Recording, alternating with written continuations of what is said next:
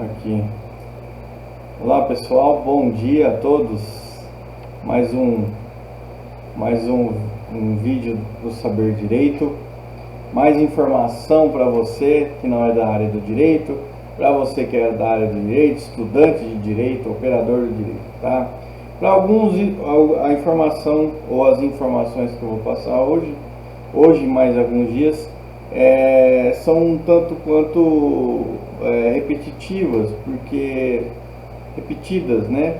Porque quem já está fazendo direito ou quem já fez direito já viu um pouco dessa informação. Deixa eu só botuar aqui para ficar mais charmoso, tá? E para outros é novidade, tá? Nós vamos falar do Tribunal do Júri. Olha só, Tribunal do Júri, isso mesmo que vocês estão pensando. É aquele momento ápice em que tem lá o advogado e o promotor se digladiando lá, um acusando o réu, o outro defendendo, o juiz no meio, tem jurados lá que vão votar. Como é que funciona isso, professor? Primeiramente, quero que vocês esqueçam, mas esqueçam mesmo, o Tribunal do Júri norte-americano. Por quê? Porque muitas vezes, por influência de filmes americanos, nós temos a imagem do Tribunal do Júri como se fosse aquela imagem, como paradigma, como modelo de júri para aplicação da lei penal. E não é esse o caso. Esqueçam aquilo. Estou arrumando aqui o sapato, esqueçam o Tribunal do Júri americano, tá? Ou de qualquer outro país, tá bom? Nós vamos nos ater, porque tem várias diferenças, tem muitas diferenças. Primeiro, a composição do conselho de sentença é diferente, a forma de votação é diferente, as atribuições do juiz são diferentes, tá? Nós vamos nos ater a nossa lei, tá? E para quem tem curiosidade de assistir um júri popular, pode ir, é aberto ao público, é público o júri, tá? Justamente para dar transparência para a sociedade do que está sendo julgado, ou quem está sendo julgado, quais os fatos estão sendo julgados, tá bom? Raríssimas exceções, o Tribunal do Júri fecha as portas, por um motivo óbvio, quando há lotação, né? Todo salão do júri tem uma limitação, né? Dependendo da comarca e da cidade, eu já trabalhei em fórum antigo, fórum com mais de 60 anos de idade, cuja quantidade de cadeiras para assistir, para a plateia, para pessoas do povo, não chegava a 40 pessoas, tá? E aí, o que faz, né? As portas vão continuar abertas? Elas vão, só que as pessoas não vão ter acesso. Agora não, tem um fórum novo aqui na minha comarca, tem muito mais assentos, tal. Já tivemos júri, já participei, aliás, como auxiliando o juiz no Tribunal do Júri, gente, e não queiram estar na minha pele, tá? Porque são mais ou menos cerca de 9 documentos que eu redijo durante o júri. 9 documentos, tá? Pelo menos o que eu redigia. Agora eu não faço mais eu não atuo mais no Tribunal do Júri, tá? Óbvio que a gente deixava muita coisa pré-pronta já, preparada, para não acumular na hora, porque é muito dinâmico, é muito rápido. Por mais tempo que dure um júri, tudo é muito rápido, acontece muita intercorrência, existem muitas coisas que podem acontecer no júri, tá? E a gente tem que estar preparado para o pior, certo? O pior que eu digo é o seguinte, ter um entreveiro aí entre advogado e promotor, advogado querer abandonar o salão, o Tribunal do Júri, enfim, nós temos que estar preparados, tá? Bom, Dito isso, vou colocar minha telinha aqui um pouquinho menor, tá? Para vocês. Primeira coisa importante, da onde vem o fundamento, a existência do Tribunal do Júri no Brasil? Ora, meus caros, da fonte máxima do nosso Brasil, a Constituição Federal, tá? Vou colocar na tela aqui para vocês. Júri, Tribunal do Júri, tá? Está no artigo 5º da Constituição, tá?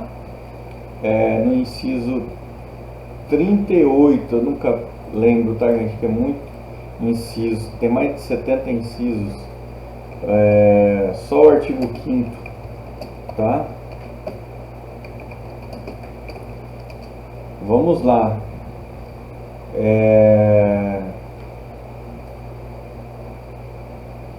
O inciso 5º fala o seguinte, o inciso 15, inciso 38, né?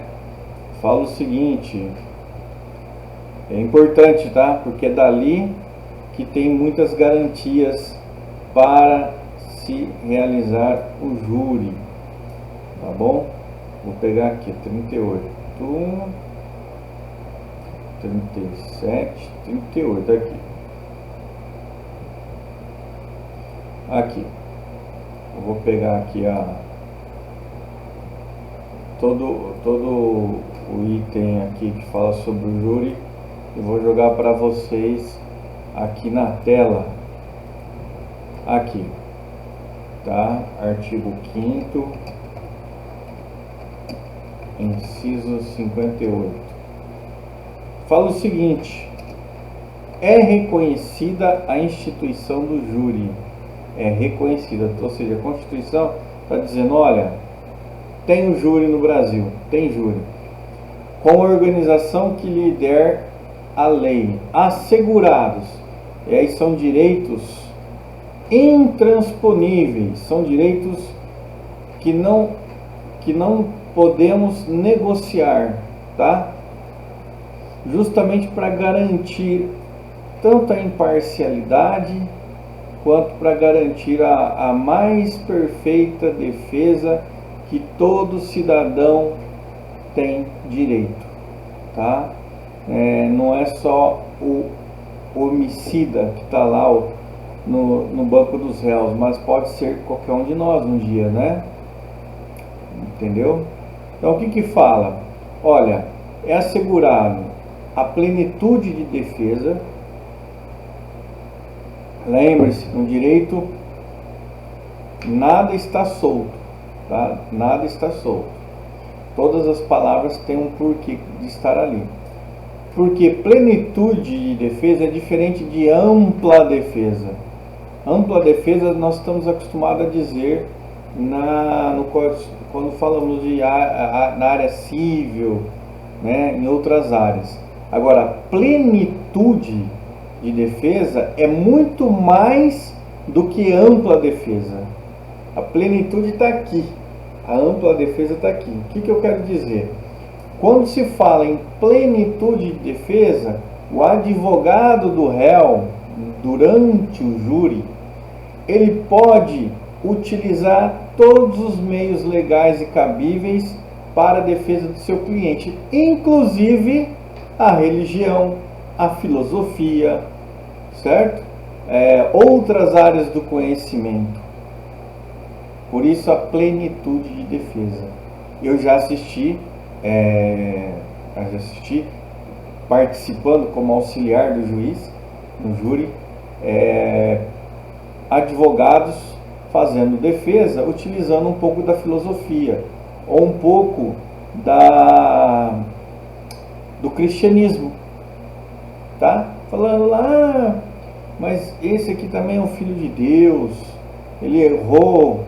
Quem nunca errou que atire a primeira pedra, né? Esse jargão popular que vem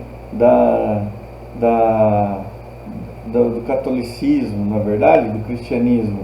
Então a plenitude de defesa é a mais irrestrita defesa que uma pessoa pode ter. Nem o juiz, nem o promotor, ninguém pode cercear o advogado, evitar que o advogado usa de todos os meios legais e cabíveis para a defesa do seu cliente. Como eu falei, exemplos, filosofia, história, pode remeter a história lá dos antepassados nossos, tá bom? Bom, outra garantia no júri, sigilo das votações. Quem vota para condenar ou absolver o réu? Jurados. Não são jurados. Chama-se conselho de sentença. Cuidado com esse peguinha. A maioria fala assim, são jurados. Não, conselho de sentença. Explico já a diferença. E por que esse sigilo, professor? Não podia ser... O júri não é público? Sim, o júri é público, mas o julgamento, ali a votação é sigilosa. Sigilosa entre aspas. É um sigilo relativo, tá? Por quê? Porque acabou o júri, acabou o momento da fala do advogado, do promotor, tal, as teses que eles alegam, um para defender, outro para condenar, etc, etc, etc. Acabou o momento, o juiz vai perguntar: os jurados estão prontos para a votação? Ou o conselho de sentença está pronto para a votação? Se disserem que sim, né, nós nos dirigimos a uma sala chamada sala secreta, que não é tão secreta assim, onde estarão o juiz, que é o presidente do tribunal, né? Professor, mas não é ele que vota? Não. O juiz, ele é presidente do tribunal ali. Ele organiza, ele tem poder de polícia, né? Para retirar alguém que está sendo inconveniente, aplicar multa para algum advogado. Ele que fica ali fazendo o meio de campo como um juiz de futebol, né? Para que tudo corra bem, tá bom? Também estará dentro dessa sala os advogados ou advogado de defesa, o promotor de justiça e o escrevente de sala, o auxiliar, e também o oficial de justiça, que é quem passará a sacolinha com as cédulas de votação, tá? Depois eu vou falar sobre as cédulas de votação, tá? Para não ficar repetitivo, só vou falar que tem as cédulas de votação dobradas, uma com sim e outra com não, e as pessoas votam os quesitos, tá? Eu falei que não é tão sigilo por causa disso, porque há várias pessoas ali que estão juntas com o conselho de sentença, que são 7 pessoas que vão votar. E uma coisa importante aqui, tá? Que mudou, não recentemente, mas mudou. Antigamente, o juiz fazia a votação e tirava as cédulas de votação de uma sacolinha, uma urna, vamos dizer assim, até o final. Então, às vezes colocava assim, quando dava, por exemplo, votação unânime para condenar, 7 jurados, sete pessoas do conselho de sentença votavam para condenar. Então dava 7-0. A hora que o juiz ia explicar a sentença pro réu, o réu sabia que todas aquelas pessoas condenaram ele. Então ficavam marcadas aquelas pessoas. Ficavam ali. Então o réu ficava sabendo que aquelas 7 pessoas, olha o medo que dá, né? Então, para resguardar a integridade física, para que os jurados possam votar com tranquilidade, essa regra acabou. O juiz faz a votação, ele tira até a quarta cédula, para ninguém ficar sabendo se teve votação unânime, para o réu não saber quem votou em quem, né? Quem votou no que. Então vai tirando um sim, deu 3 sim, 4 sim, ele para a votação, são 7 pessoas do conselho de sentença, então são 7 cédulas. Deu 4 sim ou 4 não, ele encerra a votação e fala, olha, maioria 4, tá? E aí ninguém fica sabendo quem votou em quê, tá? Então, para garantir esse sigilo das votações. Bom, também a Constituição garante no Tribunal do Júri a soberania dos vereditos. Vereditos são as decisões dos jurados. Então, os jurados são os juízes da causa, são o que nós chamamos de juízes leigos. Por quê, professor? Porque eles não precisam saber, entender sobre o direito, não precisam saber sobre os termos jurídicos, são as pessoas do povo que irão julgar um cara que cometeu um crime doloso contra a vida, tá? Então, para garantir essa soberania, quer dizer, o que é soberania? É poder, os jurados, conselho de sentença, melhor dizendo, tem soberania sobre tudo que for votado. Resumindo de maneira bem simples, caso haja algum recurso que vá para o tribunal, depois do júri, vá para São Paulo, o promotor não está concordando com os jurados ou o advogado, essa é uma regra, a soberania dos vereditos, é para quem vai apelar, vai entrar com recurso lá em São Paulo. Por quê? Porque lá vai se discutir poucas coisas. Não vai discutir o mérito dos jurados, né? Se eles votaram, por que eles votaram a favor, por que votaram contra, por que votaram para condenar, para absolver, e assim vai. Vai ser garantida a soberania do que eles votaram. Porém, a matéria de defesa, quando vai para recurso no tribunal, fica restrita a algumas hipóteses. Por exemplo, quando os jurados votam contra uma perícia que mostra inequivocadamente ou de forma inequívoca que aquela pessoa matou a vítima. Quando tem, por exemplo, um vídeo gravando com nitidez a cara do réu e a cara da vítima, e o réu atirando na vítima, a vítima morrendo, né? Então, nesses casos assim, se o júri absolver o réu, o promotor com certeza irá entrar com recurso, só que sempre garantindo a soberania dos jurados, tá? E aí o tribunal não vai mandar fazer um outro júri, não vai anular a votação, ou melhor dizendo, não vai mexer na votação dos jurados. Vamos dizer, olha, os jurados votaram naquele momento, mas contra as provas inequívocas, faça outro júri, tá?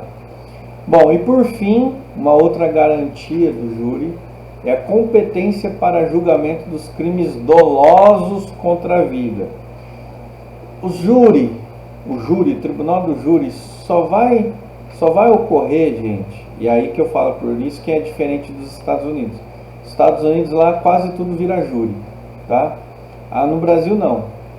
O Tribunal do Júri só vai julgar crimes dolosos, ou seja, intencionais, contra a vida. A vida de quem? Do cavalo? Não, a vida humana, tá? Vamos lá, quais são os crimes dolosos contra a vida? Vamos lá. Tá aqui, ó. São poucos, tá, gente? Homicídio doloso, homicídio com intenção de matar, né? Feminicídio, no caso de matar a mulher por ser mulher. Infanticídio, tá? Aborto, indução, instigação ao auxílio, ao suicídio ou à automutilação, tá? E, salvo engano, genocídio aqui, tá bom? Então esses são os crimes dolosos contra a vida, são só esses, só que tem bastante, tá? Só para vocês terem uma ideia, numa comarca numa cidade aqui como a minha, de quase 50 mil habitantes, 40 e poucos mil habitantes, nós tivemos em um ano, nós tivemos 12 júris, 12 tribunais do júri, um júri por mês, tá? E um dos quais nós começamos às 9 da manhã, saímos às 11 horas da noite. Então o júri não tem hora para acabar, também é uma outra curiosidade que todo mundo tem. Júri não tem hora para acabar. Não tem um horário definido. 2 horas tem que fazer o júri, não. Justamente para garantir a plenitude de defesa também. Algumas doutrinas falam também na plenitude da acusação, já ouvi falar alguma coisa assim. Mas a acusação, como ela é representada pelo promotor de justiça, ele já tem muitos meios, né? Tem muito mais poder de fogo para fazer a acusação. Vide laudo pericial, testemunho da acusação, se a vítima estiver viva, né, no homicídio tentado, né, porque não morreu, vai ter a vítima falando. Enfim, o Ministério Público às vezes sai um pouco na frente nessa questão de defesa. Tá? Então a plenitude de defesa também é um elemento para equilibrar a balança ali na hora do advogado apresentar a defesa e o promotor apresentar a acusação, para que os dois estejam um pouco em pé de igualdade, tá bom? Então, gente, conhecemos então que vocês acabaram de saber agora que o Tribunal do Júri ele está previsto na Constituição Federal. Então, ou seja, se ele tem envergadura constitucional, está previsto na Constituição, ele prevalece sobre os demais elementos. Por exemplo, quando tem no mesmo contexto fático um homicídio e uma lesão corporal, um crime de lesão corporal, são dois crimes. Homicídio é crime doloso contra a vida. Lesão corporal não é crime doloso contra a vida. Vocês ouviram eu falar isso? Não. A lesão corporal ela é um crime contra a incolumidade física. Deixa eu ver, bem jurídico. Ó. Lesão corporal é um crime contra a incolumidade física, ou seja, contra o corpo, contra a parte física, mas sem matar. Entenderam? E quando tem isso, professor? Ao mesmo tempo, tem lá um homicídio e a lesão corporal. Como é que faz? Lembra que eu falei que o júri é uma instituição que está prevista na Constituição? Prevalece? Então, essa lesão corporal, esse crime de lesão corporal, que está conectado ao homicídio, vai ser julgado também dentro do Tribunal do Júri. O Tribunal do Júri, por ter previsão constitucional que prevalece sobre os demais leis, ele atrai o julgamento de outros crimes conexos, né, que estão conectados ao homicídio doloso contra a vida. Tá bom? Muito bem, pessoal. Deixa eu ver se tem mais alguma coisa para dizer aqui. Eu acho que não. Esse é o primeiro momento, esse primeiro vídeo, tá? Nós vamos fazer uma sequência sobre o Tribunal do Júri. Esse é o primeiro vídeo. Então, recapitulando de maneira bem simples, o júri está previsto no artigo 5º, inciso 38 da Constituição.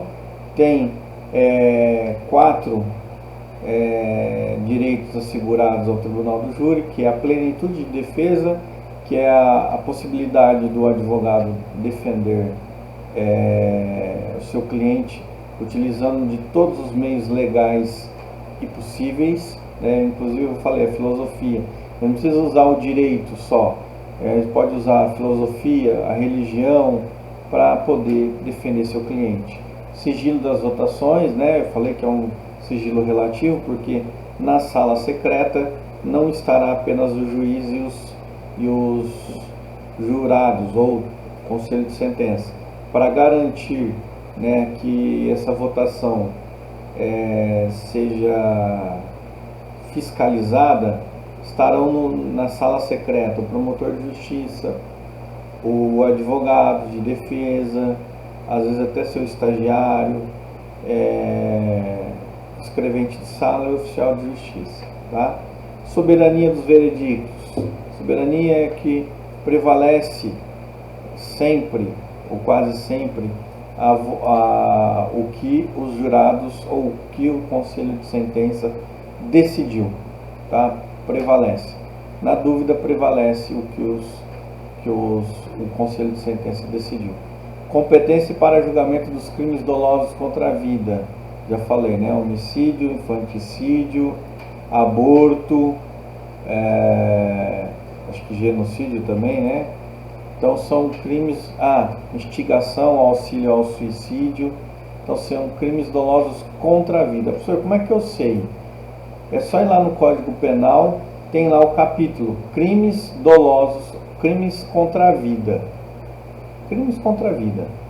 É dividido por capítulo. Então, crime contra patrimônio, crime contra a administração da justiça, crime contra a administração pública.